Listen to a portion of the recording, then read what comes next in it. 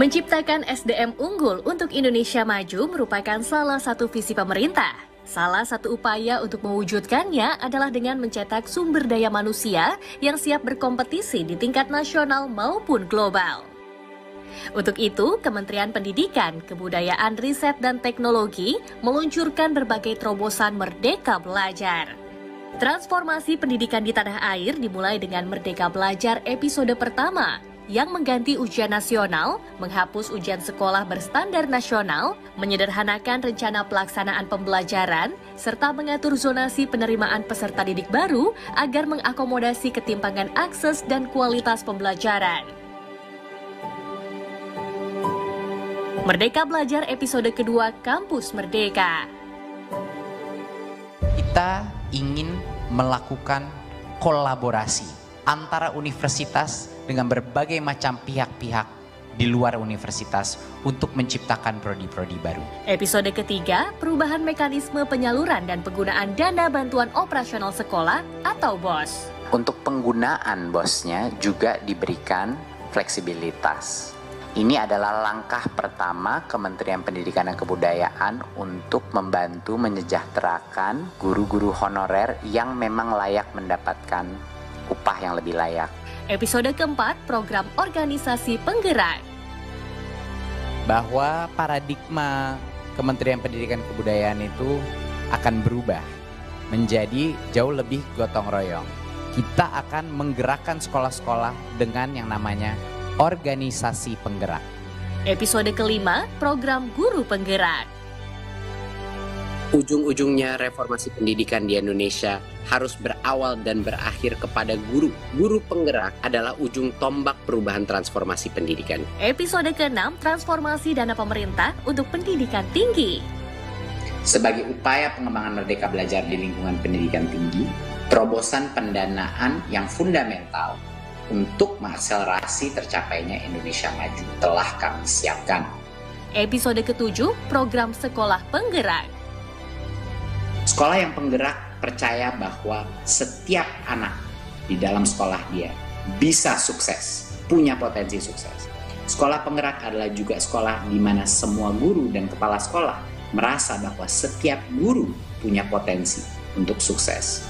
Dan sekolah penggerak adalah sekolah yang percaya bahwa tidak semua murid sama, sehingga setiap murid itu spesial dan bisa diperlakukan secara unik. Episode ke-8, SMK Pusat Keunggulan. SMK PK, Pusat Keunggulan ini bisa menjadi benih daripada transformasi SMK kita senasional. 900 SMK yang akan berpartisipasi di tahun ini bisa menjadi pelatih untuk SMK-SMK lainnya. Episode ke-9, KIP Kuliah Merdeka. Sekarang adalah kesempatannya untuk adik-adik yang kurang mampu, ya, tapi berprestasi sekali. Adik-adik bisa bermimpi sangat besar, bisa masuk ke dalam program-program. Kalau Anda masuk ke dalam program-program terhebat di Indonesia, Anda bisa menerima sampai dengan 12 juta per semester dari KIP Kuliah. Episode ke-10, perluasan program beasiswa Lembaga Pengelolaan Dana Pendidikan. Jadi benar-benar esensi daripada hari ini adalah kemerdekaan dana LPDP untuk menjadi lebih inklusif, untuk juga mendukung bukan hanya murid-murid, tapi juga dosen-dosen, pengajar, dan tenaga pendidik, dan juga fokus bukan hanya kepada program-program masa lalu, yaitu hanya program yang degree saja, tapi juga program-program non-degree. Episode ke-11, Kampus Merdeka Vokasi. Visinya adalah untuk memastikan bahwa integrasi antara pendidikan tinggi vokasi dan dunia kerja itu semakin erat. Dan goal kita sangat jelas untuk mereka mendapatkan pekerjaan di berbagai macam industri secepat mungkin dan dengan upah yang layak juga. Episode ke-12, Sekolah Aman Berbelanja Bersama Siplah. Siplah itu bisa memberikan kemerdekaan bagi kepala sekolah dan guru-gurunya untuk benar-benar punya menu terbesar. Apa yang cocok untuk murid-muridnya, apa yang cocok untuk daerahnya, untuk sekolahnya, dan program proses pembelajarannya. Jadi benar-benar kita bukan hanya mendorong transparansi pendidikan, tapi juga mendorong peningkatan kapasitas UMKM kita. Ini dua hal yang sangat penting sebagai objektif daripada pemerintah pusat. Episode ke-13, Merdeka Berbudaya dengan Kanal Indonesiana. Dengan adanya platform Indonesiana ini adalah episode ke-13 kita ingin mengundang para pelaku seni, kita ingin mengundang para kreator, kita ingin mengundang filmmaker, kita ingin mengundang musisi, penulis, event organizer, semua jenis institusi dan individu yang berkiprah di dalam dunia budaya untuk bergabung dengan kita, menciptakan kreasi-kreasi mereka dengan merdeka dan bergabung dalam platform kita Indonesiana, sehingga Indonesia bisa akhirnya terlihat kekayaan kita di panggung dunia. Dan Kampus Merdeka dari Kekerasan Seksual sebagai episode ke-14. Peraturan Menteri Pendidikan, Kebudayaan, Riset, dan Teknologi Nomor 30 Tahun 2021 hadir sebagai langkah awal untuk menanggapi keresahan sivitas akademika terhadap kasus kekerasan seksual di lingkungan perguruan tinggi. Peraturan ini bertujuan untuk memastikan hak warga negara atas pendidikan tetap terjaga dan tridharma perguruan tinggi dapat terlaksana secara optimal melalui pencegahan dan penanganan kekerasan seksual di lingkungan pendidikan tinggi.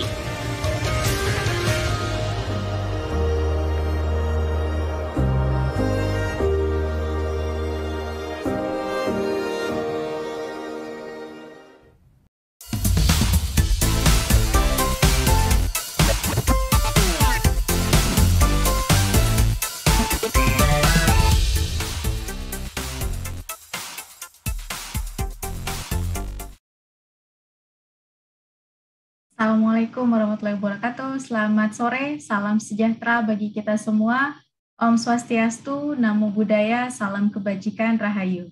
Selamat datang para peserta Silaturahmi Merdeka Belajar SMB ke-21 pada sore hari ini, baik yang berada di Zoom meeting maupun yang menyaksikan secara langsung melalui kanal YouTube Kemendikbud RI. Perkenalkan, saya Vira Agustina, yang akan memandu jalannya acara SMB pada sore hari ini. Sebelumnya, izinkan saya untuk tidak menggunakan masker karena saat ini saya berada di ruangan sendiri dan telah mengikuti protokol kesehatan. Tak lupa kami anjurkan kepada para sahabat Dikbud untuk terus menerapkan protokol kesehatan agar kita selalu sehat di masa pandemi ini. Kami juga menghimbau kepada seluruh peserta SMB untuk menjaga tata tertib dan sopan santun selama kegiatan berlangsung. Kami juga meminta agar para peserta tidak perlu menyampaikan kehadiran di dalam kolom bicara atau chat ataupun komentar karena tautan daftar hadir untuk mendapatkan sertifikat akan kami berikan pada saat acara berlangsung. Bagi sahabat Dikbud yang ingin menyampaikan pertanyaan, silakan dituliskan dalam kolom chat Zoom, serta tuliskan juga keterangan siapa narasumber yang dituju. Baik, sahabat Dikbud yang berbahagia, sebelum saya perkenalkan para narasumber yang akan berdiskusi bersama kita pada hari ini, maka terlebih dahulu saya akan sampaikan sekilas informasi mengenai diskusi kita hari ini. Mewujudkan SDM unggul melalui SMK Pusat Keunggulan dan Kampus Merdeka Vokasi. Untuk mewujudkan sumber daya manusia unggul dan berdaya saing, Kementerian Pendidikan, Kebudayaan, Riset, dan Teknologi telah meluncurkan Merdeka Belajar episode ke-8 SMK Pusat Keunggulan pada hari Rabu 17 Maret 2021 dan Merdeka Belajar episode ke-11 Kampus Merdeka Vokasi pada hari Selasa 25 Mei 2021. Program SMK Pusat Keunggulan dan Kampus Merdeka Vokasi merupakan perwujudan visi Presiden Joko Widodo dalam pembenahan pendidikan vokasi sebagai strategi pengembangan SDM di Indonesia.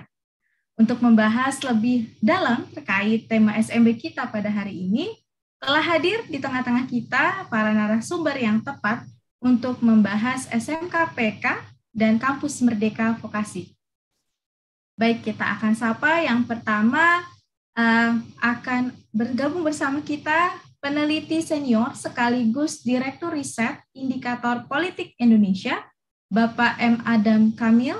Selamat sore, Pak Adam. Selamat sore, Assalamualaikum warahmatullahi wabarakatuh. Waalaikumsalam warahmatullahi wabarakatuh.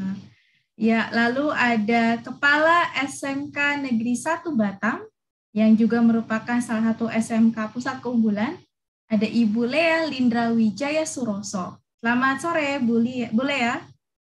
Selamat sore, Assalamualaikum warahmatullahi wabarakatuh.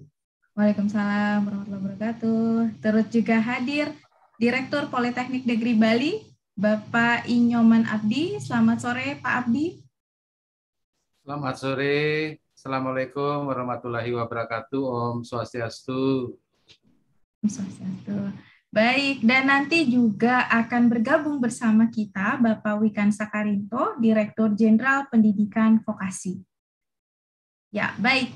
Sahabat Tikbun, berpanjang lebar lagi, mari kita akan mulai diskusi kita sore hari ini.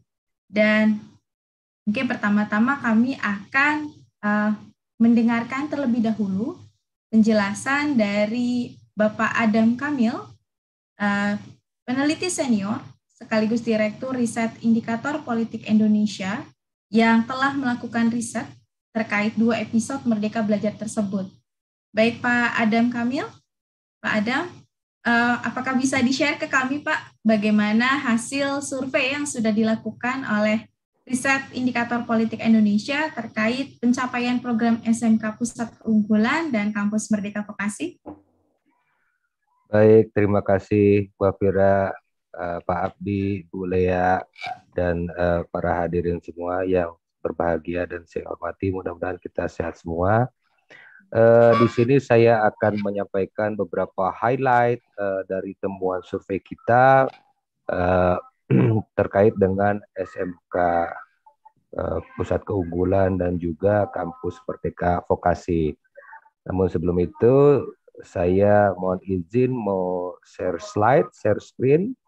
Silakan Bapak. Baik.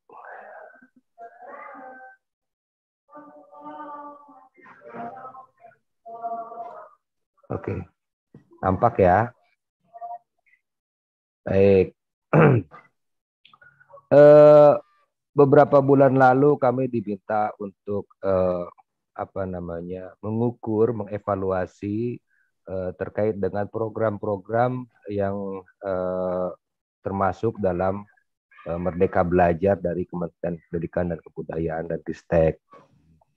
Nah, untuk indikator dipercayakan mengukur program SMK Pusat Keunggulan dan penguatan pendidikan vokasi, Kampus Merdeka Vokasi, di mana kita memiliki sekitar 1.000 lebih, 1.055 atau 56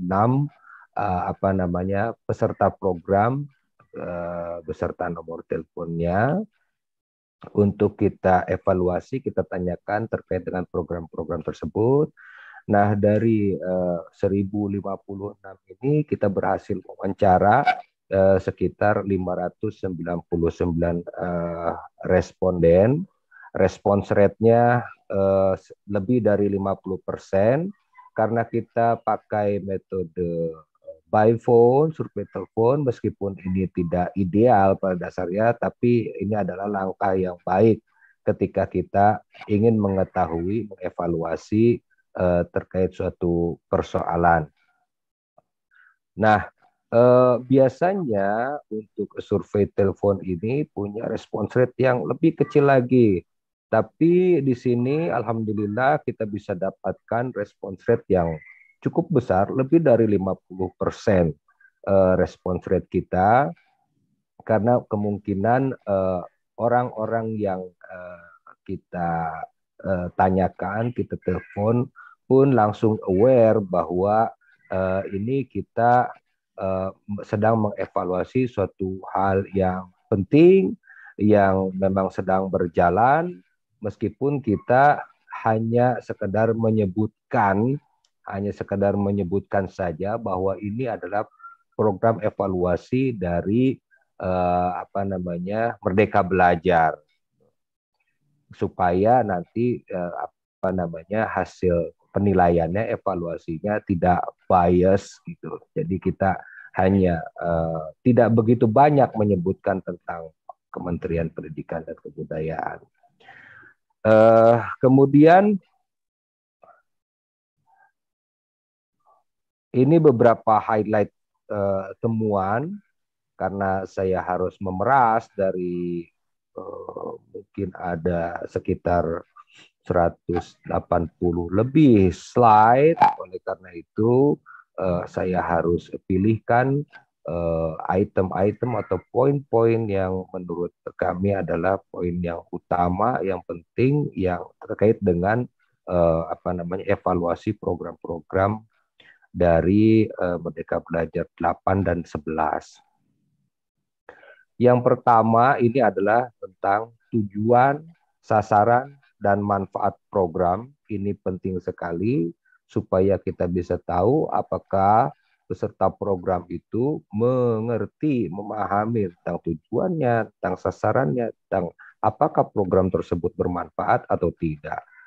Kalau kita lihat di sini, itu hampir tidak ada yang kurang atau tidak mengerti tentang tujuan dari program, baik program SMKPK, D2 jalur cepat, D3 kesarjana terapan, pusat unggulan teknologi, ataupun dari hilirisasi riset terapan. Dan hampir tidak ada yang menilai yang kurang tahu, hampir juga tidak ada. Sedikit saja yang tidak begitu connect dengan tujuan dan sasaran ataupun juga dengan manfaat program. Tapi secara umum itu cukup atau sangat baik pemahaman tentang tujuannya, baik pengetahuan tentang sasarannya, begitu juga dengan pemahaman tentang manfaat ini, bahwa program ini cukup atau sangat bermanfaat. Kemudian ini terkait dengan minat dari peserta atau sivitas akademika dan juga minat dari calon peserta. Ini juga penting, mengapa? Karena respons dari internal pelaksana itu, tempat penyelenggaraan itu juga menjadi penting. Apakah mampu meningkatkan merangsang untuk ke dalam program baru ini cukup baik atau tidak gitu. Nah, di sini juga kita bisa lihat bahwa hampir tidak ada yang kurang atau tidak antusias terhadap program. Ini baik sekali.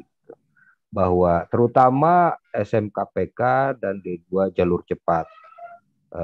Memang kalau dari segi antusiasme dari peserta atau sivitas akademika itu ada sedikit mengalami kemungkinan agak turun lah gitu, polanya agak turun, tapi di sini cukup atau sangat antusias. Jadi kalau yang kurang antusias itu ya hampir tidak ada, atau ada pun sedikit sekali, di bawah 10% dari peserta program.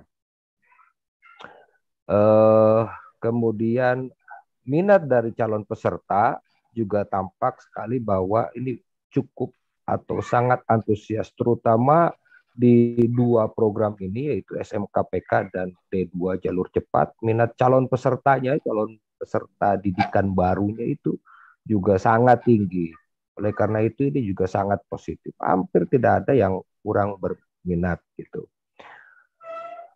Kemudian terkait dengan peningkatan keterampilan dan kompetensi yang dirasakan oleh para peserta program ini, itu mayoritas mengalami peningkatan, meskipun ada sebagian yang menilai bahwa ada peningkatan tapi tidak terlalu signifikan. Tapi mayoritas ada mengalami peningkatan, seberapapun signifikansinya.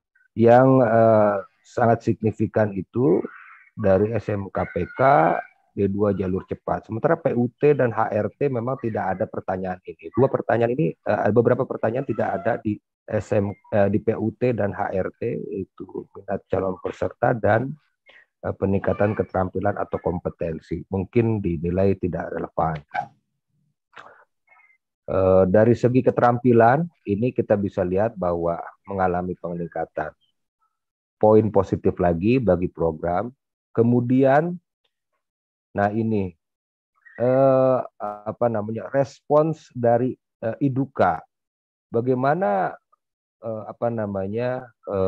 respons dari IDUKA terhadap program-program kita ini, bahwa misalkan di sini itu mayoritas juga sangat mendukung, cukup mendukung atau sangat mendukung. Responsnya itu sangat positif.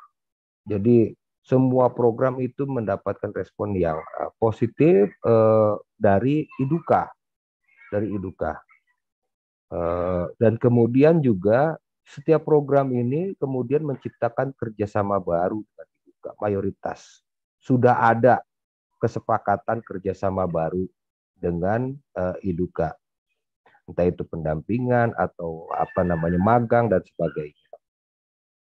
Nah, kemudian yang penting lagi di sini adalah keterserapan lulusan di IDUKA.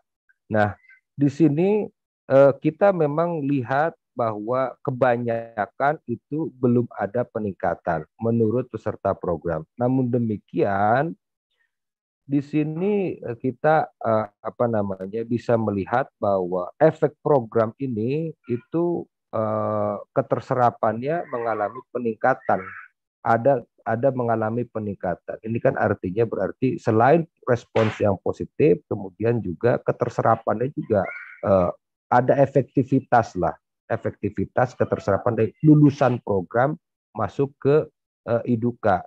Karena persoalan keterserapan ini juga kemudian tergantung dari kebutuhan IDUKA itu sendiri. Kalau seandainya memang juga IDUKA hingga saat ini belum ada kebutuhan untuk penambahan pegawai atau pekerja baru, tentu saja ini tidak bisa diharapkan. Namun demikian di sini tampak bahwa program ini kemudian ada cukup banyak terserap kepada IDUKA. Selain respons IDUKA itu cukup baik, kemudian menciptakan kerjasama baru selama masa penyelenggaraan pendidikannya, penyelenggaraan programnya, lulusannya pun juga ini cukup banyak, terutama dari SMKPK ya, terutama dari SMKPK. Itu banyak sekali ini, ada sekitar berapa ini? 55% mengalami peningkatan. Ini kan artinya efisien. Kemudian juga misalkan seperti program ini yang paling besar ini HRT, Ilustrasi Riset Terapan. Ini juga harus kita lihat bahwa apa iya IDUKA di kita ini punya budaya riset. Kan belum tentu juga. Justru riset-riset itu lebih banyak dari dunia pendidikan. Kalau di dunia kerja kan kemungkinan besar itu di kita mungkin masih sedikit. Oleh karena itu mungkin juga ini yang mendorong bahwa keterserapannya juga masih paling sedikit untuk HRT. Sementara kalau respon terhadap dukungan, kemudian kesepakatan baru, ini sangat mungkin saja terjadi, dan ini baik sekali karena biasanya juga di dunia kerja kita mungkin kerjasama yang tercipta itu magang atau penyertaan tim untuk pendampingan program ke sekolah dan sebagainya. Tapi untuk riset misalkan, riset biasanya memang di IDUKA sendiri juga tidak begitu banyak. Oke, saya kira temuan utamanya seperti itu, bahwa kita bisa melihat program-program dari Merdeka Belajar 8 dan 11 ini mendapat respon atau dinilai sangat positif sekali, sangat bermanfaat, kemudian juga lulusannya juga terserap, cukup banyak terserap, kemudian respon dari IDUKA juga cukup baik. Oleh karena itu, tapi ada beberapa persoalan yang mungkin bisa menjadi rekomendasi untuk perbaikan ke depan. Ada beberapa, yaitu yang pertama persoalan waktu pelaksanaan itu selalu ditemukan dalam setiap program. Waktu yang memadai dalam persiapan dan pelaksanaan program ini kan sangat penting. Kecukupan waktu untuk melakukan penyesuaian dengan kegiatan baru akan menjadi penentu dalam keberhasilan program ke depan. Kemudian ditemukan juga persoalan pendanaan program, terutama pencairan yang lambat atau tidak tepat waktu. Ini juga penting karena kebutuhan logistik penunjang program juga harus ada tepat waktu supaya tidak mengganggu jadwal kegiatan.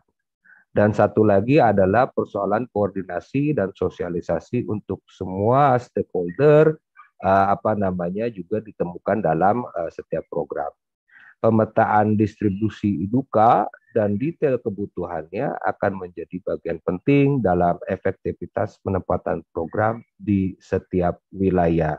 Saya kira inilah menjadi beberapa poin penting yang bisa menjadi rekomendasi untuk perbaikan ke depan, karena kita bisa lihat bahwa secara umum ini mendapat respons baik dari penyelenggara maupun dari IDUKA terkait program kita, bahwa responsnya itu sangat positif. Oleh karena itu penting bagi kita untuk mempertahankan bahkan meningkatkan program ini ke depannya. Saya kira demikian. Terima kasih. Ya, baik. Terima kasih atas paparan hasil riset yang dilakukan oleh Riset Indikator Politik Indonesia, Pak Adam. Sama-sama. Dan sudah bergabung bersama kita. Mari kita sapa bersama-sama teman-teman. Ada Pak Wikan Sakarinto, Pak Direktur Jenderal Pendidikan Vokasi. Selamat sore, Pak Wikan. Apa kabar? Terima kasih. Selamat sore, Assalamualaikum. Semoga Waalaikumsalam, selamat sore Pak Wikan. Pendidikan presentasinya. Ya, baik Pak Wikan. Mungkin kita bisa langsung diskusi nih Pak ya. Izin Pak, kita langsung diskusi. Baik. Ya, baik Pak. Ini pasti sahabat. Saya baru pulang dari Tegal ini.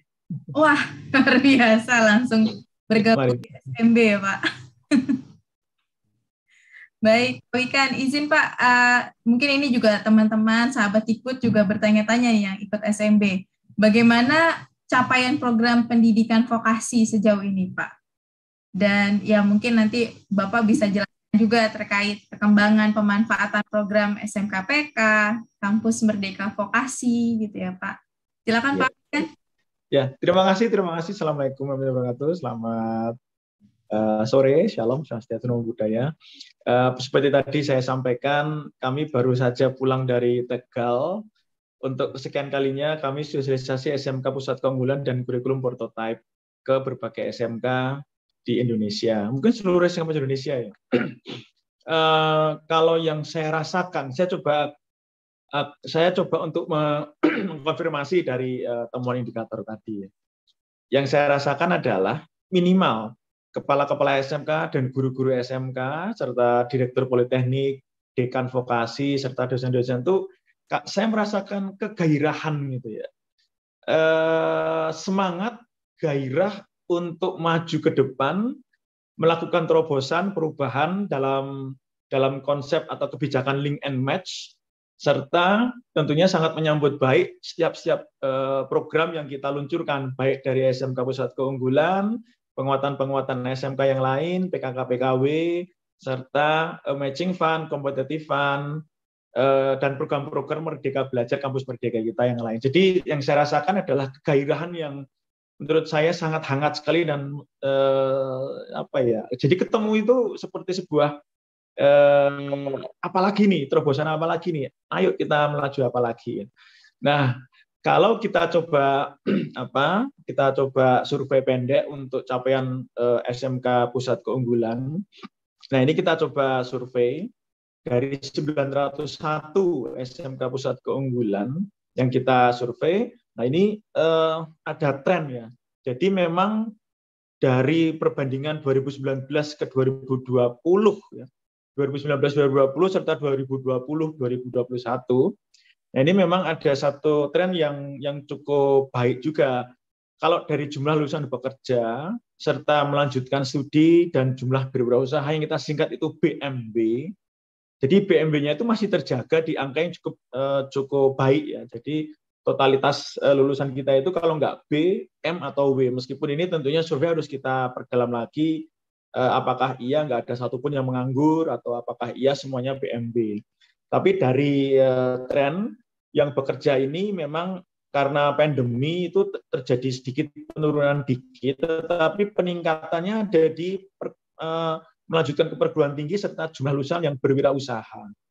Yang bekerja dari 60,73% turun tipis ke 57,49%, tetapi sisanya penuh gitu. Kalau nggak melanjutkan ke perguruan tinggi yang naik dari 23,52 ke 25,68, jumlah lulusan yang berwirausaha juga cukup baik ini trennya 15,76% naik ke 16,83%. Kemudian ada beberapa indikator yang kami cukup pandang penting, yaitu SMK kita apakah sudah menerapkan teaching factory yang sudah memiliki pabrik berproduksi untuk pembelajaran di dalam SMK-nya. Ini juga ada peningkatan dari 2020 ke 2021. Jadi tadinya 45% naik ke 52% yang sudah menerapkan teaching factory. Nah, ini merupakan tren yang baik karena teaching factory ini adalah satu level yang cukup spesial yang memang lebih menuntaskan link and match itu menjadi sebuah pembelajaran teaching factory dan project based learning. Namun demikian, ini juga PR juga karena teaching factory ini seharusnya sudah semakin banyak harus ada di SMK kita. Nah, teaching factory yang mungkin belum bisa tuntas berdiri di SMK negeri karena SMK negeri kalau nanti mendirikan teaching factory yang berproduksi dan menjual, tapi belum BLU, ini yang negeri ya, itu menjadi temuan. Jadi kalau belum BLU tapi sudah menjual mendapatkan pemasukan itu harus disetor ke kas negara. Nah, ini mungkin ada tantangan di luar itu, di luar teaching factory-nya. Kemudian ini juga hal yang cukup menggembirakan. Salah satu karakter yang ingin kami pastikan muncul di SMK kita itu adalah jumlah praktisi industri yang mengajar di sekolah atau di SMK secara rutin. Nah, ini lumayan sekali nih. Instruktur dari praktisi dunia industri ini sebagian besar sudah menerapkan menghadirkan ya secara signifikan instruktur dari dunia industri ikut mengajar di SMK kita. Nah, tren peningkatannya itu kami ukur yang sudah 50 jam per semester praktisi mengajarnya itu ya, per prodi ya, ini per jurusan yang sudah di atas minimal 50 jam per semester. Ini juga cukup meningkat. Yang tadinya baru 20%, sekarang naik ke 41%. Yang sudah mencapai 50 jam per semester per prodi. Nah, sisanya itu di angka sekitar 30 jam. Jadi ya masih lumayan. 30 jam itu masih lumayan lah. Tapi memang kita ingin menargetkan ya kalau bisa SMK itu 50 jam lah per semester per prodi, diberikan ke jatah mengajarnya itu jam mengajar diberikan ke praktisi industri yang kita undang rutin untuk mengajar. Slide berikutnya. Nah, ini untuk matching fund ya. Untuk matching fund ini memang ada beberapa tantangan ya. Jadi saya sepakat tadi temuan indikator. SMK PK tahun lalu kita rilis di bulan Maret. SMK PK tahun lalu, pusat keunggulan. Kemudian setelah pendaftaran, seleksi dan berbagai macam, kita tetapkan SMK Pusat Keunggulan 2021 itu di bulan Mei, sekitar bulan Mei. Sehingga praktis hanya punya sekitar 5 bulan atau 6 bulan bersih ya, SMK Pusat Keunggulan itu untuk melaksanakan ketuntasan program. Nah, itu pun dengan capaian yang tadi cukup lumayan. Kalau kita undur 2020, SMK PK di 2020 namanya SMK Center of Excellence ya. Namanya masih COE waktu itu. Kita baru merilis karena waktu itu kita baru dilantik dan kita merombak program ya. itu baru dirilis di sekitar bulan Juni-Juli ya, sehingga baru bulan Juli-September di 2020 SMK COE itu memiliki durasi waktu untuk melaksanakan ketuntasan program. Jadi sudah lebih baik. Nah, tahun ini SMK PK 2022 sudah kita buka pendaftarannya sejak Desember 2021. Nah, itu nanti harapannya ketuntasan programnya itu ada 10 bulan bersih lah nanti untuk SMK PK itu untuk melakukan ketuntasan program. Sama dengan di perguruan tinggi. Tahun lalu program Merdeka Belajar, Kampus Merdeka, Matching Fund, serta Competitive Fund, kita rilis di pertengahan tahun ya, dan waktu itu ada perubahan anggaran juga, sehingga tadi temuan dari indikator itu betul sekali. Beberapa program atau mungkin rata-rata program kami itu tahun lalu masih agak sedikit mengalami keterlambatan waktu untuk dirilis, karena kita butuh waktu untuk menginovasi program-program itu butuh waktu banyak ternyata. Nah, untuk tahun ini karena program sudah kita miliki, kita tetap menginovasi, tapi kita rilis lebih awal. Nah, untuk Matching Fund ini kan Merdeka Belajar, Kampus Merdeka ini Matching Fund. Ini memang prestasi capaiannya ada beberapa catatan ya. Jadi dana yang disetujui itu tadinya sekitar 30 miliar ya. Kemudian setelah kita cek betul, ternyata valuasinya itu di angka 22,6 miliar, melibatkan 43 perguruan tinggi vokasi, 98 prodi, 4.480 mahasiswa ongoing yang kita hitung ya. Kemudian padanan dana industri itu sekitar 16,6 miliar, untuk cash-nya 1,6, in-kind itu 14,9, tapi in-kind itu tetap berwujud peralatan yang disumbangkan oleh industri, itu cukup besar, itu sepertiganya dari 14 itu, jadi tetap ya lumayan juga. Industri menyumbang peralatan, menyumbang bahan baku, menyumbang material, serta menyumbang untuk training-training bagi dosen-dosen dan instruktur kita. Jadi in-kind pun juga tetap itu bantuan yang sangat signifikan bagi perguruan tinggi kita. Nah, itu ada, kalau didetailkan program Matching Fund kita ada hilirisasi produk, kemudian penguatan pusat unggulan teknologi, kemudian pengembangan TEFA, Teaching Industry, Teaching Factory, serta Center of Excellence. Nah, itu ada detailnya. Nah, ini memang dipahami ya, karena di indikator tadi saya coba korelasikan, sebenarnya ini cukup relevan dengan temuan indikator. Perguruan tinggi kita itu paham, relatif cukup paham, bahkan banyak yang sangat paham ya. Tetapi karena ini dirilis di pertengahan tahun, dan waktu itu ada proses perubahan anggaran, sehingga juga ikut memperlambat pencairan. Nah, ini memang kita akan perbaiki dengan total di tahun ini. Program ini moga-moga kita bisa rilis kembali ya di sekitar bulan Februari lah, sehingga perguruan tinggi kita punya waktu bersih sekitar 9 hingga 10 bulan untuk ketuntasan program dengan kualitas yang lebih baik lagi untuk Matching Fund ya, untuk Matching Fund. Slide berikutnya. Nah, ini untuk Competitive Fund. Ini untuk Competitive Fund. Competitive Fund itu ada dua, yaitu upgrading D3 ke sarjana terapan, serta pendirian D2 Fast Track yang kita combine dengan SMK sehingga kita namakan program SMK D2 Fast Track. Nah, ini sebenarnya juga hampir mirip dengan Matching Fund, karena waktu rilisnya juga agak mepet ya, pertengahan, dan antusiasmenya itu sangat tinggi, terutama untuk yang upgrading D3 ke D4 ya. Itu minat hingga sekarang itu masih terus masuk ya, masih terus banyak rektor yang menghubungi saya. Ternyata mereka membutuhkan waktu untuk memutuskan, karena keputusan ini adalah sekali seumur hidup. D3-nya di-upgrade ke sarjana terapan. Beda kalau memutuskan ikut Matching Fund.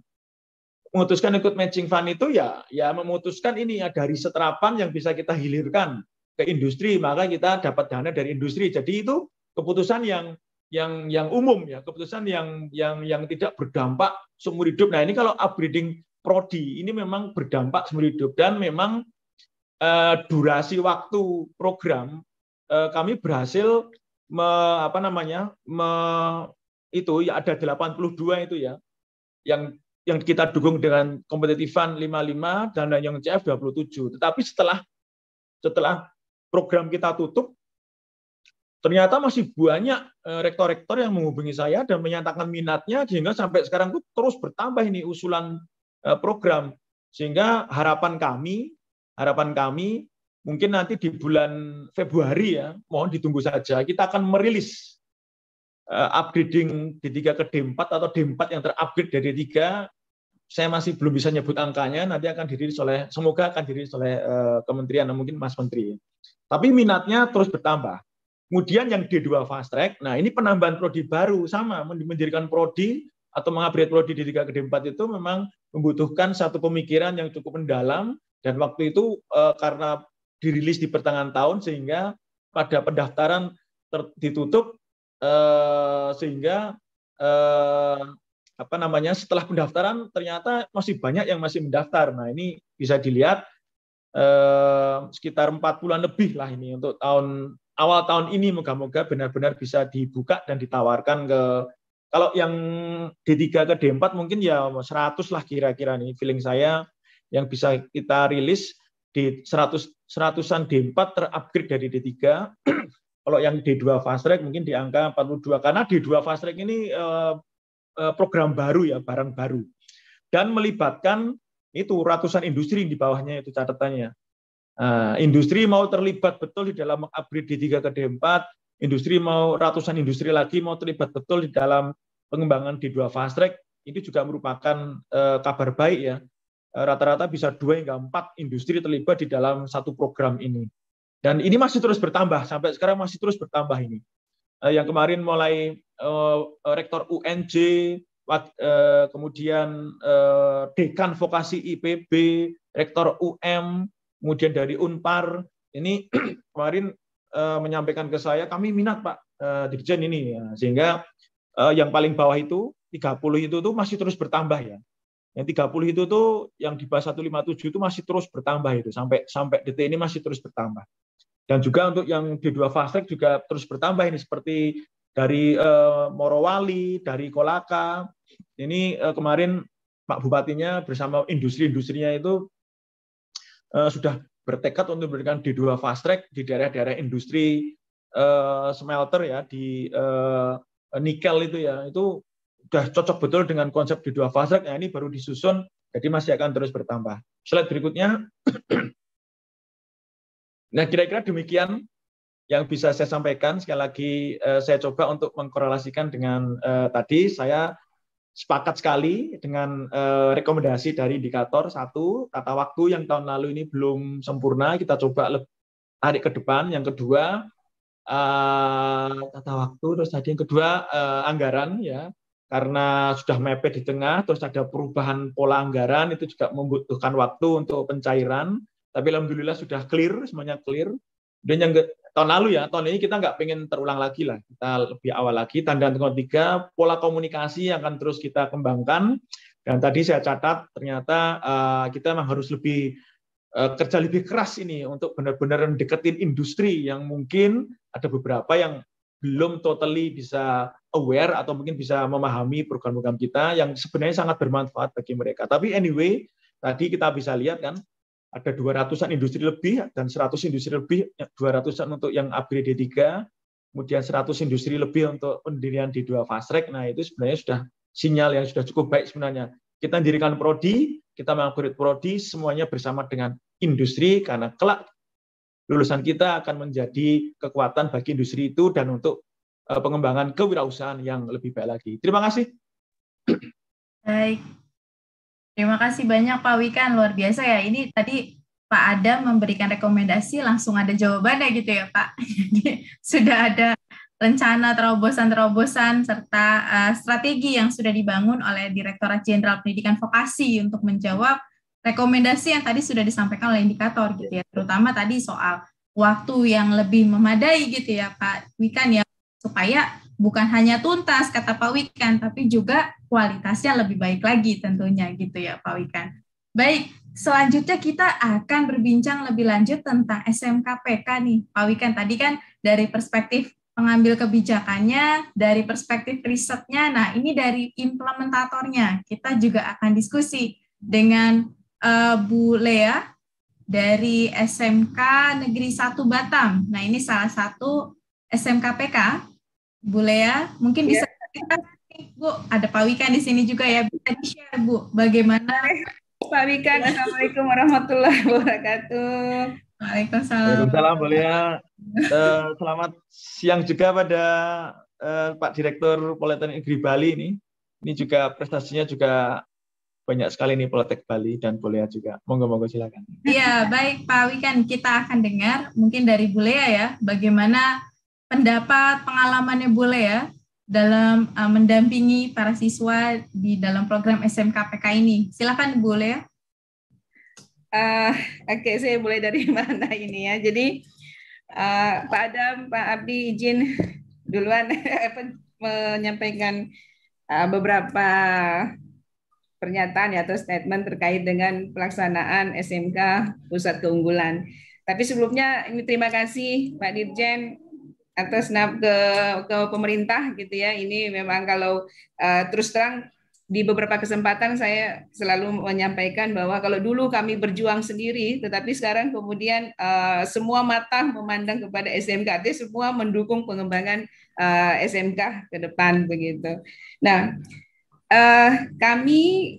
saya menyampaikan dulu terkait dengan histori kami ya. SMK PK kami sudah sebenarnya sudah pas dirintis almarhum Pak Mustafirin. Dulu itu SMK Center of Excellence begitu untuk mendapatkan peralatan. Jadi untuk otomasi industri itu di tahun 2019. Alhamdulillah dapat dari tahun 2018, realisasinya di 2019. Kemudian ada program SMK Center of Excellence tahun 2020 juga kami mendaftar dan lulus seleksi dapat untuk di pemesinan dan konstruksi. Nah, waktu itu kami mendaftar untuk mekatronika, tetapi oleh tim diarahkan untuk ke konstruksi ke pengelasan. Nah, tetapi alhamdulillah dari proses yang terjadi kami bisa dengan satu anggaran kami bisa merealisasikan itu untuk kedua PK. Jadi ke mekatronika kemudian ke pengelasan. Nah, berjalan dengan lancar. Kemudian di tahun 2021 ada lanjutannya, kami mendaftar lagi, kemudian lulus juga diseleksi dan mendapat program lanjutan untuk non-fisik.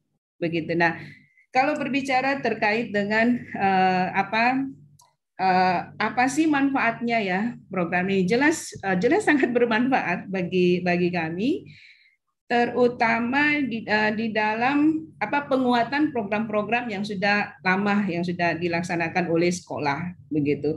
Kemudian kalau ada pengaruh kepada pembentukan SDM unggul, iya, karena kita sebenarnya sudah ada program kerjasama dengan industri, sudah ada kelas industri jauh sebelum ada instruksi presiden revitalisasi. Tetapi dengan adanya instruksi presiden terkait revitalisasi, kemudian turunannya program-program termasuk SMK PK ini, tentu usaha atau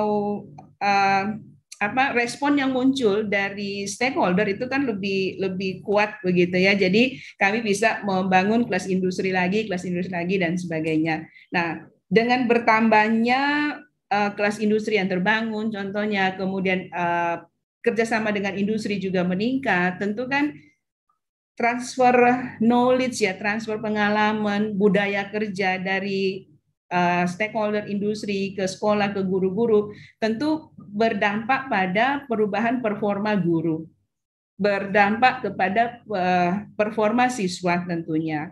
Nah, nah ini tentu akan ini berdampak pada tentunya kepada mutu ya, mutu sekolah. Mungkin bukan hanya saya karena semua SMK PK yang menjalankan SMK PK, saya yakin teman-teman juga di luar sana itu juga menjalankan program yang sama. Nah, saya menceritakan tentang sekolah kami, ya dampaknya itu ya lebih kuat respon stakeholder terhadap program SMK ini.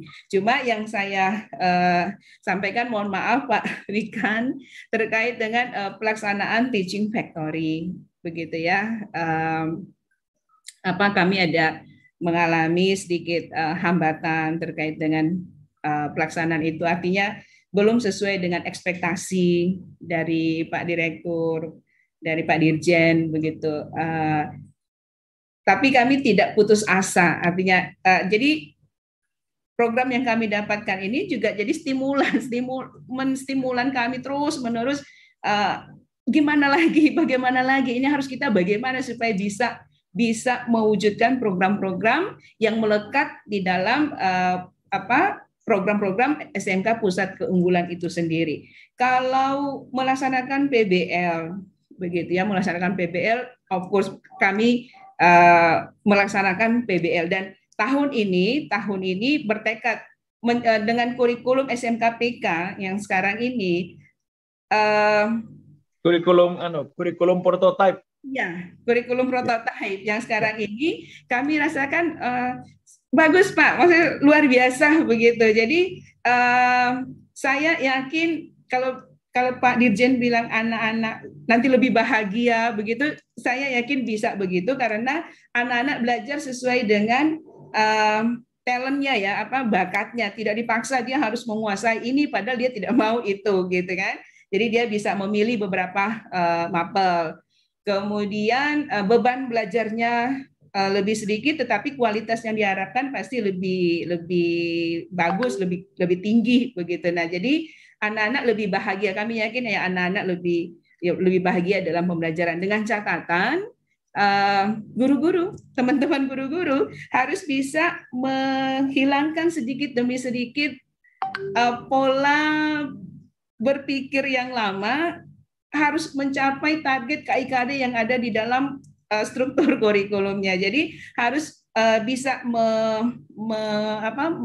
memilah, bisa mengkaji, mempelajari apa yang kontekstual yang bisa dipelajari, diberikan kepada anak yang menguat atau menguatkan pembelajaran di mapel kejuruannya. Jadi kami mencoba untuk mengintegrasikan mapel umum ke mapel kejuruan. Matematika, bahasa, itu bisa guru-guru bisa mendapatkan nilai, mengetahui kemampuan anak dengan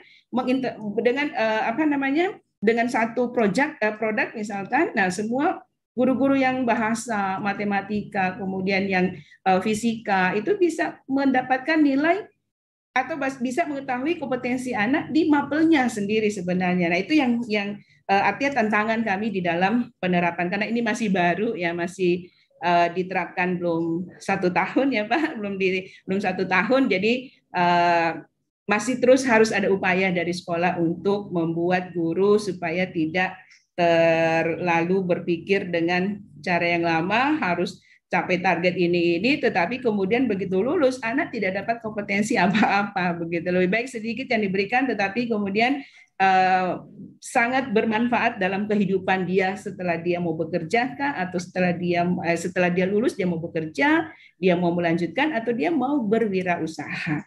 Jadi mungkin itu sedikit Mbak Fira. Ya, nanti kalau menarik, ada hal yang kurang bisa diinikan begitu. Menarik ya Bu Lea ya. Jadi gurunya juga harus terus berinovasi gitu ya Bu. Iya. Kan juga dengan tantangan-tantangan di dunia vokasi seperti itu ya Bu Lea, apalagi dengan berbagai terobosan yang tadi sudah disampaikan oleh Pak Wikan. Nah ini bisa selanjutnya kita juga pengen tahu nih, kalau di kampus gimana nih Pak Abdi gitu ya. Tadi Bu Lea sudah menjelaskan bagaimana kemudian SMKPK diterapkan dan inovasi-inovasi yang juga coba dikembangkan gitu ya untuk mencapai target atau tujuan dari SMKPK. Nah, kalau untuk kampus Merdeka Vokasi ini Pak Abdi, bagaimana praktiknya yang sudah dilakukan di Politeknik Negeri Bali? Tadi Pak Wikan udah sekilas mengapresiasi nih Pak. Wah, kita jadi pengen tahu nih Pak Abdi ceritanya. Silakan Pak. Terima kasih Mbak Fira. Assalamualaikum warahmatullahi wabarakatuh. Om Swastiastu, Pak Dirjen, Pak Kamil, Pak Bu Lea, dan teman-teman sekalian. Wah, luar biasa nih. Kalau mau saya ceritakan mungkin nggak habis 7 hari 7 malam nih pengalamannya. Terutama yang berkenaan dengan SMKPK dan D2 Pastrek.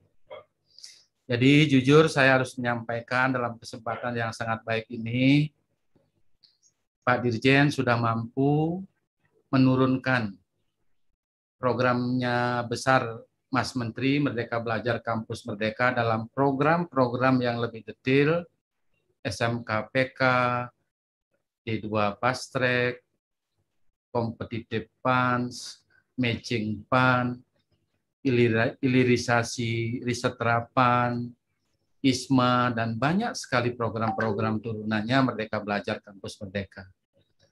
Jadi karena Pak Dirjen selalu bilang program D2 Fast Track ini adalah start from the end, yang artinya bahwa program ini mulai dari kebutuhan industri.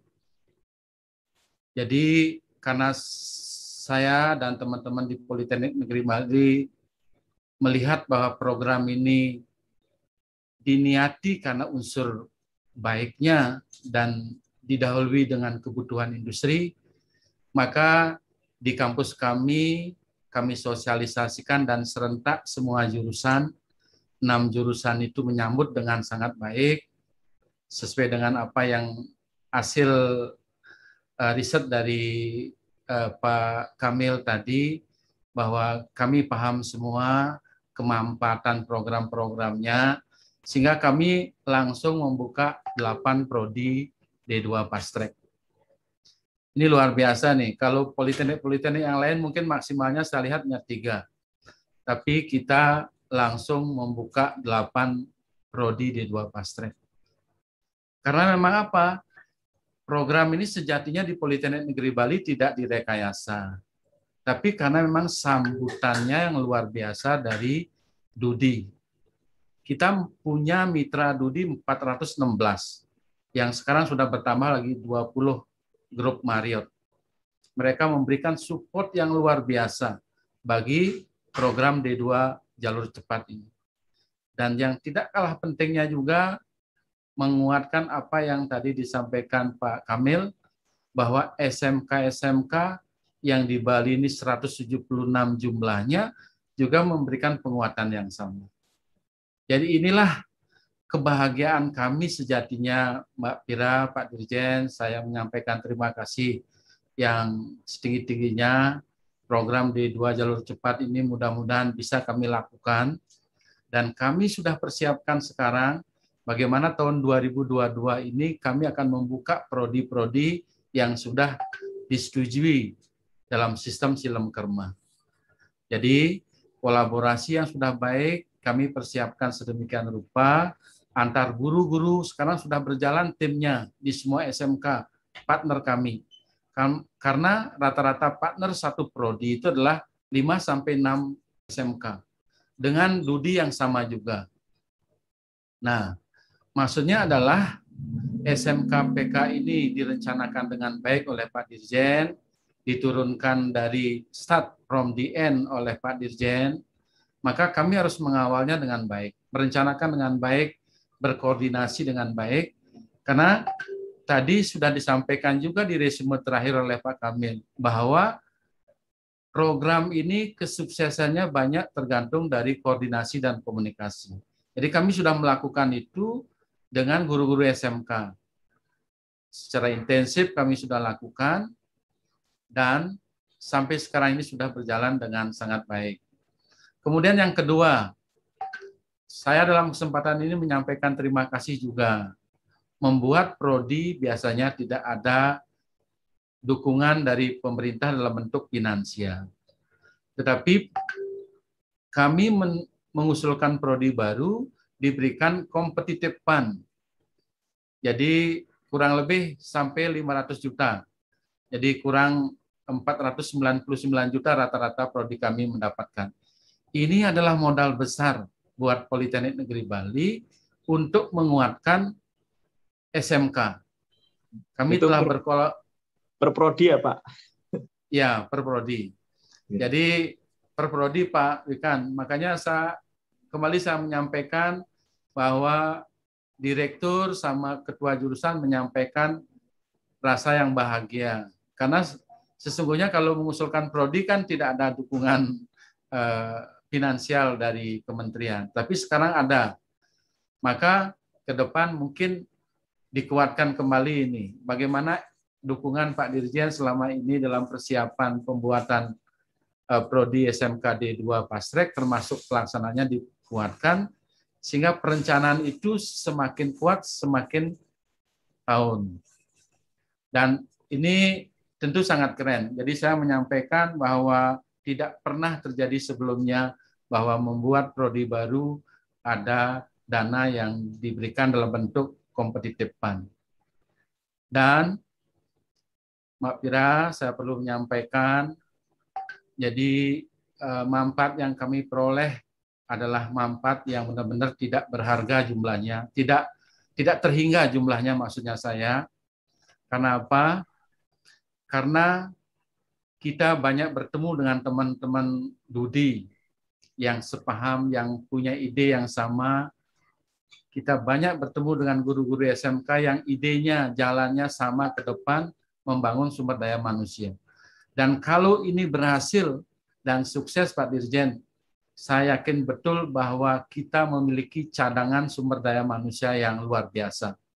Demi nation competitiveness NKRI kita. Jadi manakala kita punya SDM, cadangan SDM, karena menurut saya bukan cadangan sumber daya alam saja yang perlu, tetapi juga adalah cadangan sumber daya manusia yang profesional, yang bisa kita gunakan dalam rangka peningkatan nation competitiveness negara kita. Jadi SMK ini juga mengantarkan saya dan Politeknik Negeri Bali berkali-kali dikunjungi oleh Pak Dirjen. Mungkin kalau dihitung Politeknik Negeri Bali adalah pemegang rekor ini. Kalau diukur di rekor muri, mungkin Pak Dirjen paling banyak berkunjung ke Politeknik Negeri Bali. Jadi sekaligus saya menyampaikan terima kasih Pak Dirjen. Dan melalui SMK D2 Pastrek ini juga dengan tidak terduga Pak Mas Menteri berkenan berkunjung ke Politeknik Negeri Bali dengan cara beliau lesehan, tanpa meja, tanpa kursi, duduk di lantai. Dan ini adalah mendapatkan sambutan yang luar biasa dari masyarakat Bali, dunia pariwisata, bahkan beberapa JM Konrad, JM Kempinski, termasuk juga manajer-manajer dari Sun Regis berkenan hadir pada saat itu. Dan ini sekaligus memberikan bukti bahwa apa yang tadi disampaikan Pak Kamil, bahwa masyarakat melihat manfaatnya, melihat kegunaannya, dan mereka paham arah sasaran dari program SMK-PK dan D2 jalur cepat, terutama adalah pendidikan vokasi. Jadi mudah-mudahan saya hanya berkeinginan supaya program D2 jalur cepat dan SMK-PK ini semakin kuat, karena tidak hanya kuat pada tahun ini, tahun lalu, tetapi juga pada tahun ini, dan semakin kuat ke depannya. Kalau ini komitmennya sudah semakin kuat, saya meyakini tidak akan ada yang beranggapan bahwa program-program pendidikan vokasi, Merdeka Belajar, Kampus Merdeka tidak berguna. Tetapi sebaliknya adalah kita membuktikan bahwa perguruan tinggi vokasi, SMK, sekolah menengah kejuruan juga sangat-sangat penting peranannya di dalam rangka meningkatkan sumber daya manusia unggul untuk Indonesia maju. Kira-kira itu Mbak Pira. Jadi ya, terima kasih banyak. Baik Pak Abdi, terima kasih luar biasa ya, sangat menginspirasi ya. Pak Wikan juga pasti bangga gitu dengan apa yang sudah dicapai oleh Bu Lea juga Pak Abdi. Nah, namun sebelum kita diskusi lebih lanjut nih Pak, pasti dan juga nanti ada tanya jawab dengan peserta yang ada di dalam SMB ke-21 ini, kita akan simak terlebih dahulu video berikut ini.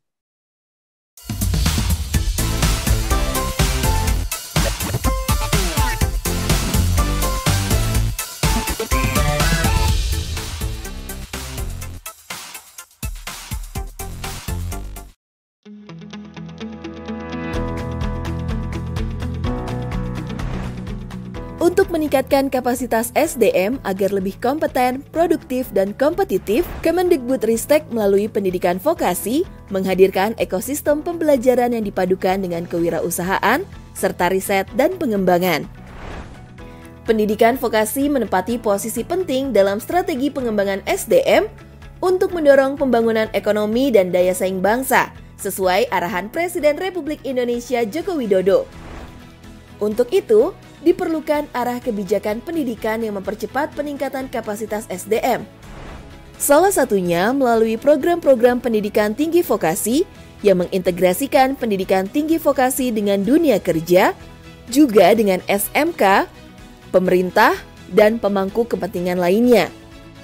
Menuju visi tersebut, Kementerian Pendidikan, Kebudayaan, Riset, dan Teknologi meluncurkan Kampus Merdeka Vokasi dengan 2 fokus, yaitu pertama, dana kompetitif kampus vokasi yang bertujuan untuk mewujudkan pendidikan tinggi vokasi yang semakin relevan dengan dunia kerja dan menghasilkan lulusan berkompeten dan berprestasi melalui program SMK D2 jalur cepat berbasis kerjasama dunia kerja yang membuat proses pendidikan yang tak tersekat dari SMK ke pendidikan tinggi vokasi, yaitu siswa SMK dapat memilih untuk lulus setelah 6 semester dan mendapatkan ijazah SMK, atau secara langsung melanjutkan 9 semester untuk mendapatkan ijazah D2 dengan masa studi lebih cepat dan membantunya untuk dapat bekerja di posisi yang lebih baik.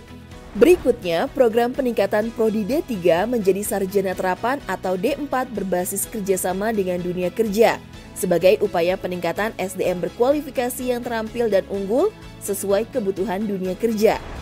Kedua, dana padanan kampus vokasi, yaitu kampus vokasi bersama dunia kerja mengembangkan pusat unggulan teknologi, mewujudkan riset terapan, menjadi produk, dan membangun startup kampus vokasi. Program ini berupaya membangun ekosistem antara kampus vokasi dan dunia kerja, dengan melakukan riset pengembangan yang berorientasi pada kebutuhan nyata di pasar dan dunia kerja, sehingga hasilnya dapat dihilirisasi menjadi produk dan solusi yang bisa dikomersialisasi. Bagi dosen, setiap hal di atas akan direkognisi setara dengan karya ilmiah dalam pengembangan karir. Inilah saatnya pendidikan tinggi vokasi menjadi pendidikan yang memerdekakan mahasiswa untuk lebih berkembang menjadi pribadi-pribadi yang mencapai potensi terbaiknya, serta mendorong transformasi pendidikan tinggi vokasi menuju pencapaian visi link and match pendidikan vokasi dan indikator kinerja utama perguruan tinggi.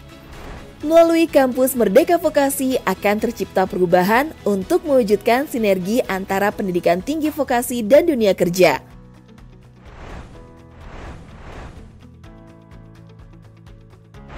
Vokasi kuat menguatkan Indonesia.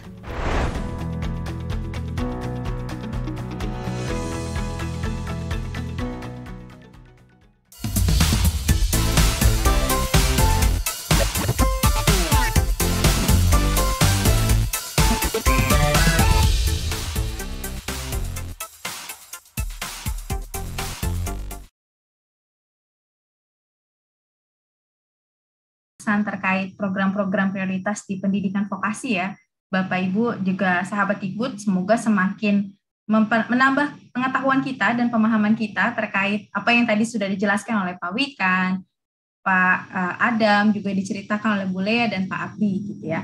Nah, tentunya tadi seperti yang saya sampaikan, semua penjelasan para narasumber pasti banyak juga menimbulkan pertanyaan nih, Pak Wikan, Pak Adam, Pak Abdi dan Bu Lea. Ini sudah ada beberapa pertanyaan yang masuk cukup banyak, tetapi kami kurasi. Ada beberapa pertanyaan, mohon perkenan Bapak Ibu untuk nanti kemudian menjawabnya. Baik, kita akan mulai dari pertanyaan pertama. Ini yang menanyakan Bapak Asep Ferdiansyah. Ini orang ini pasti Jawa Barat, pakai P soalnya. Asep Ferdiansyah namanya. Oke, bertanya, selamat sore, saya Pak Asep, Kepala SMK Maharati, bertanya, beberapa guru produktif jurusan teknik alat berat dan multimedia kami belum mempunyai sertifikasi sesuai jurusan. Apakah ada program sertifikasi guru sesuai jurusan pada Direktorat Vokasi? Terima kasih. Nah, ini mungkin Pak Wikan ya yang bisa menjawab, Pak. Silakan Pak Wikan. Jawabannya ada. Ada Oh, program ada. sertifikasi tiap tahun ada. Mungkin secara umum ya.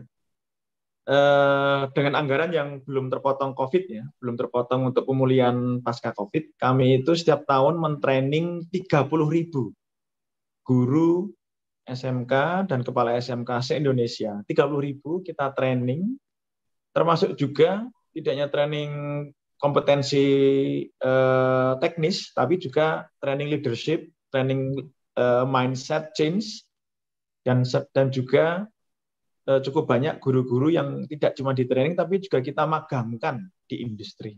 Ada jawabannya ada. Pendek dulu saja jawabannya. Saya masih ada beberapa catatan yang lain, tapi nunggu kalau pertanyaannya relevan. Oke, baik Pak. Oke, ini ada pertanyaan lagi nih Pak. Nah ini mungkin juga pertanyaan banyak orang nih Pak. Bagaimana cara kalau mau mengikuti program SMKPK dan program Fast Track nih Pak? Wah, ini masih yang bertanya nih Pak Ikan, atau mungkin nanti Bu Lea dan jawab. Yang bertanya ini umum calon siswa atau SMK? Ini dari umum Pak. Oh, ya kalau umum mungkin kan mau jadi siswanya ya. Nah kalau jadi siswanya ya jadi siswa SMK. Jadi siswa SMK yang SMK-nya mengembangkan SMK D2 Fast Track dengan Politeknik, contohnya dengan Bali tadi.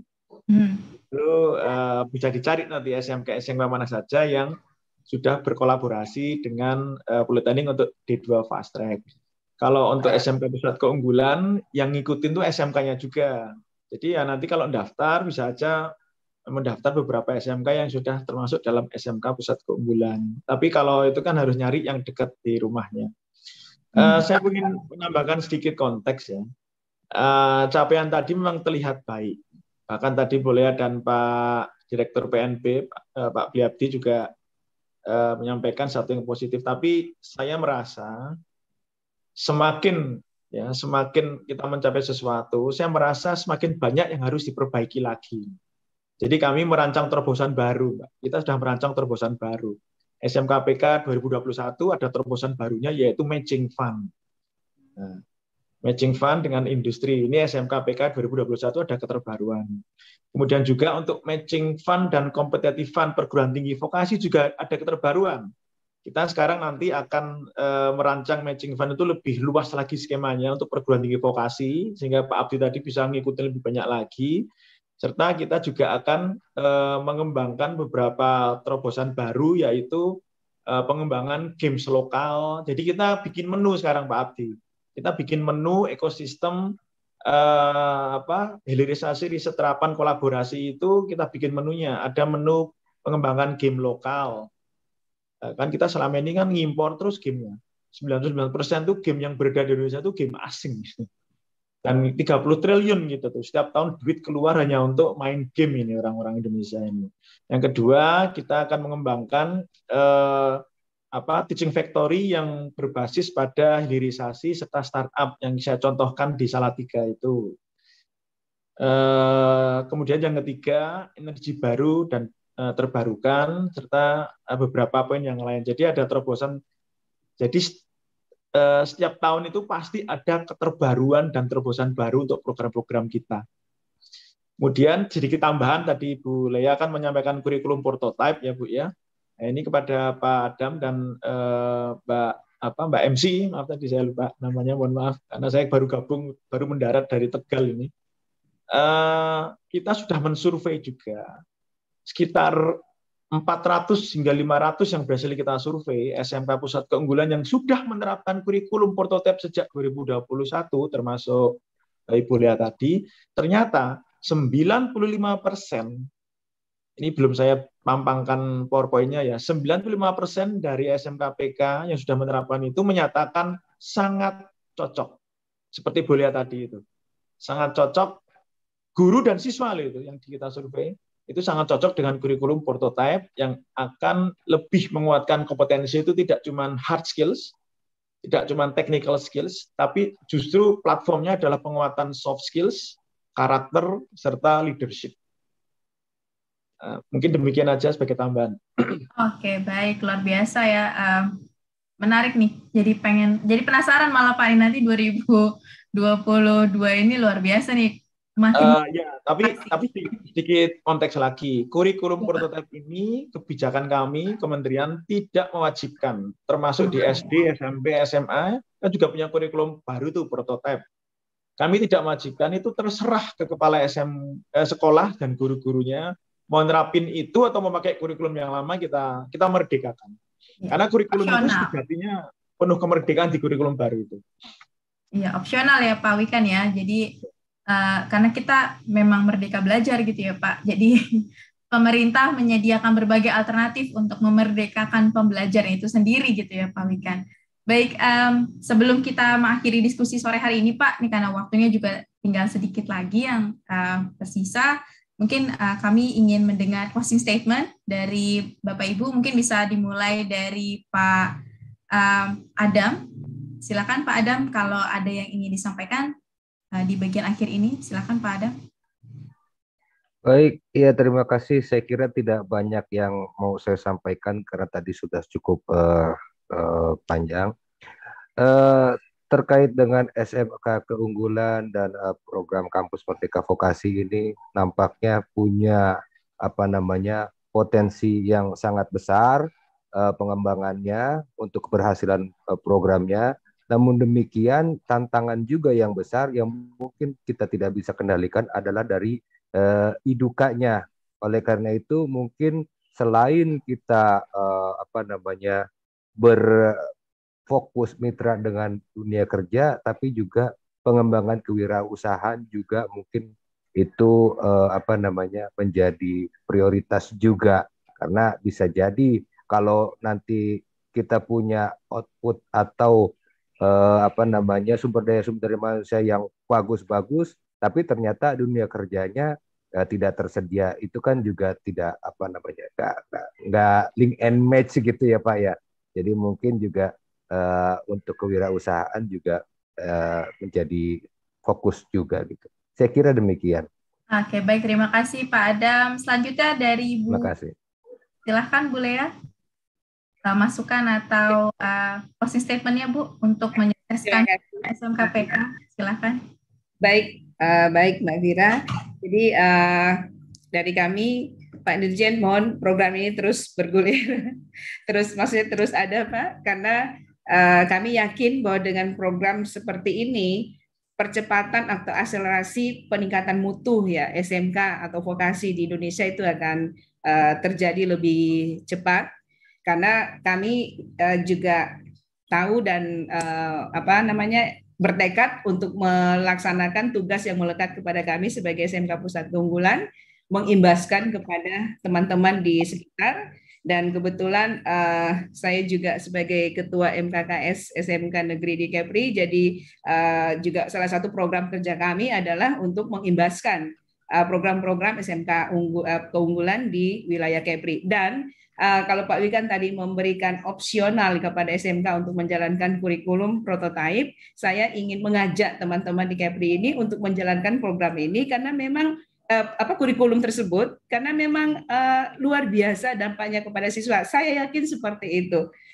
Karena selama ini kita selalu berbicara masalah kecerdasan anak yang berbeda-beda. Nah, sekarang ini sudah diakomodir di dalam kurikulum prototipe. Jadi mari kita laksanakan kurikulum ini. Nah, itu yang untuk kami akan laksanakan di Kepri, Pak. Itu. Terima kasih, Mbak Vira. Baik, terima kasih Bu Lea. Semangat Bu Lea ya. Pak Abdi, silakan Pak Abdi.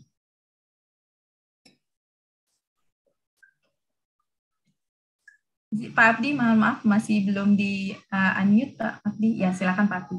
Ya, terima kasih Mbak Pira. Sedikit yang perlu saya sampaikan. Merdeka Belajar, Kampus Merdeka ini akan sukses kita implementasikan secara bersama-sama jika strategi pentahelix ini bisa kita lakukan. Jadi pemerintah pusat, pemerintah daerah, kemudian DUDI, tokoh-tokoh masyarakat, SMK, kemudian sekolah-sekolah vokasi dan media yang kami sebut sebagai pentahelix adalah isu-isu strategis yang perlu dikuatkan Pak Dirjen. Jadi kalaupun sekarang Pak Dirjen sudah sangat kuat komitmennya kepada kami semua, SMK dan kami Politeknik, tetapi tahun depan harusnya semakin kuat lagi. Karena tuntutan masyarakat inginkan menjadi lebih berhasil lagi. Sukses Pak Dirjen. Jadi semoga MBKM ke depan semakin menjadi tempat berharap masyarakat dan calon-calon siswa dan juga industri. Terima kasih, salam sukses. Ya, terima kasih Pak Abdi, dan tentunya yang kita tunggu-tunggu juga ya, closing statement dari Pak Wikan Sakarito selaku Direktur Jenderal Pendidikan Vokasi. Silakan Pak Wikan. Capaian ini adalah sebuah capaian. Dan capaian ini memang dari sudut pandang tertentu kita bisa bersyukur meskipun tetap harus bismillah. Tapi saya melihatnya kita masih punya PR besar untuk betul-betul mewujudkan peningkatan daya saing bangsa melalui SDM yang unggul, khususnya dari vokasi. Meningkatkan produktivitas SDM bangsa, meningkatkan daya saing SDM bangsa, dan menurunkan pengangguran secara signifikan, meningkatkan kepekerjaan, serta meningkatkan entrepreneurs. Jadi ini memang capaian-capaian dalam bentuk angka yang patut kita syukuri, tetapi tetap harus bismillah, dan big bismillah kalau perlu menurut saya, karena ini pesawat baru sudah mulai mendongak ke atas, tapi kalau kita nggak push dengan inovasi-inovasi terbaru, kita puas gitu ya dengan capaian ini, kita nggak bikin keterbaruan lagi, ya nggak akan dangak, cuman jalan gini aja, tapi kayak dangak ya, tapi nggak, itu maaf, dangak itu bahasa Jawa ya, maksudnya mendongak gitu, maksudnya apa itu, menanjak itu, yang harus terbang, jangan sampai kayak gini tapi gini terus gitu. Jadi ini merupakan data capaian, tetapi kita harus bikin langkah yang lebih hebat lagi. Seperti tadi saya sampaikan, setiap program di 2022 ini pasti ada keterbaruan dan pasti ada terobosan. Memang itu akan capek, dan kita sudah belajar di tahun lalu. Ketika kita menginovasi program, jangan kelamaan, nanti kita ngerilisnya jadi pertengahan tahun lagi, jadi mepet lagi. Jadi kita inovasi di program-program 2022 ini kita sudah lakukan di akhir 2021. Jadi kita ada curi waktu. Yang kedua tentang kurikulum prototype, ya terima kasih Bu ya. Kalau ke seluruh kepala SMK di Indonesia ini bisa memberikan pernyataan dukungan kurikulum yang lebih simpel, lebih adaptif, lebih mengurangi hard skill, tapi lebih menguatkan pada substansi-substansi yang sifatnya lebih soft skills, leadership dan karakter serta kewirausahaan. Kami sangat mendukung sekali karena kurikulum ini sebenarnya kita rancang benar-benar kurikulum yang sangat adaptif. Kalau dulu kurikulum itu bikin kamar dan isi kamar kita tentukan. Nah, sekarang kurikulum sekarang ini kita desain kamar-kamarnya, tapi isinya terserah guru dan terserah kepala SMK-nya. Tergantung konteks lokal seperti apa, atau ingin menciptakan lulusan yang akan menjawab pertumbuhan perubahan yang terus berubah. Nah, disinilah kemerdekaan itu kita serahkan kepada guru dan kepala SMK. Dan di situ ada proyek penguatan profil Pancasila dan budaya kerja ya, itu dan kurikulum itu sangat syarat dengan project based learning, bukan project-projectan based learning, tapi real project based learning. Mungkin waktu sudah mepet, saya kembalikan ke Mbak Pira. Mungkin cukup sekian. Sekali lagi terima kasih. Mari kita terus berjuang dari berinovasi, jangan puas. Harus terus lebih inovatif lagi dan lebih berani lagi membuat terobosan. Terima kasih. Terima kasih Pak. Ya, tadi 3 kata kuncinya Pak Wikan ya, selalu ulang-ulang. Ada keterbaruan, terobosan, inovasi ya Pak. Itu semangatnya vokasi gitu. Jadi jangan berhenti untuk berinovasi. Baik, terima kasih banyak. Akhirnya kita tiba di bagian terakhir dari webinar Silaturahmi Merdeka Belajar episode ke-21 minggu ini. Kami segenap panitia mengucapkan terima kasih kepada para narasumber yang sudah bersedia meluangkan waktunya pada sore hari ini, Pak Wikan, Pak Adam, Ibu Lea, Pak Abdi, serta juga kami ucapkan terima kasih kepada juru bahasa isyarat, Bapak, Ibu, dan seluruh sahabat Tikut yang hadir dalam webinar Silaturahmi Merdeka Belajar pada sore hari ini. Kami ingatkan kembali, sertifikat hanya diberikan kepada peserta yang sudah mengisi link presensi atau daftar hadir yang dibagikan oleh panitia dan mengikuti rangkaian acara webinar melalui Zoom Meeting. Sertifikat elektronik akan kami kirimkan ke alamat surel, postel, atau email yang telah dicantumkan dalam link presensi, sehingga kami harapkan teman-teman sudah mengisi dengan benar ya emailnya. Dan webinar Silaturahmi Merdeka Belajar ini akan diselenggarakan secara berkala setiap hari Kamis dengan topik yang berbeda-beda. Sehingga pastikan untuk terus menyaksikan Silaturahmi Merdeka Belajar agar para sahabat Dikbud terus terupdate dengan informasi terkini dari Kementerian Pendidikan, Kebudayaan, Riset, dan Teknologi. Tayangan ini juga bisa disaksikan di akun YouTube resmi Kemendikbud RI, dan jangan lupa subscribe akun YouTube-nya Kemendikbud RI. Akhirnya kami undur diri dan saya pribadi mohon maaf jika ada yang kurang berkenan dalam memandu acara pada hari ini. Salam sehat selalu, salam Merdeka Belajar. Terima kasih. Assalamualaikum warahmatullahi wabarakatuh. Waalaikumsalam warahmatullahi wabarakatuh.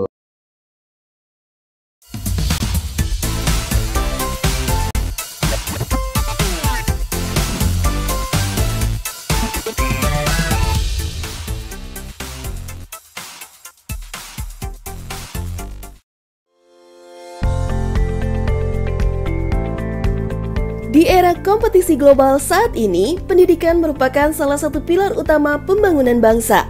Sumber daya manusia yang kompeten, soft skill dan hard skill yang sama-sama kuat, pribadi yang mencintai bidang pekerjaannya, dan selalu bergairah untuk belajar hal-hal baru sepanjang hayat adalah nadi pendidikan di SMK. Manusia-manusia matang yang dilahirkan di SMK inilah yang akan menjadi pilar penting pertumbuhan ekonomi bangsa yang semakin pesat. Dan disinilah tugas kita untuk membentuk mereka sebagai pembelajar aktif di SMK. Penguatan dan pelatihan guru serta kepala sekolah menjadi pondasi awal revitalisasi infrastruktur fisik sekolah dan pengadaan praktek. Karena pola pikir kepemimpinan SDM merupakan kunci utama. Agar mereka memahami manfaat link and match dengan dunia industri, agar mereka berani untuk melakukan berbagai lompatan kemajuan dan terobosan-terobosan inovatif. Link and match yang sukses adalah pelibatan aktif dunia industri dan dunia usaha dalam berbagai aspek, mulai dari pembelajaran, program praktik kerja industri atau kerja praktik, pengembangan teaching factory di SMK, dan sebagainya. Dan kita tidak pernah berhenti melangkah.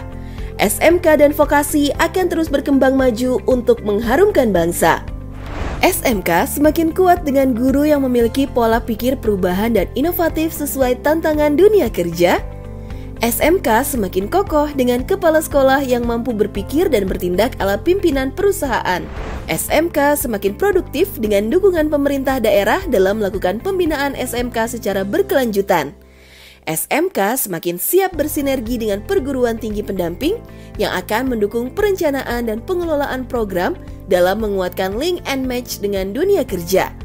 SMK semakin unggul dan hebat dengan lulusan yang kompeten, terampil, dan berkarakter profesional dalam program SMK Pusat Keunggulan. Program SMK Pusat Keunggulan akan mewujudkan semangat link and match yang setidaknya memiliki 8+I aspek yang melibatkan dunia kerja.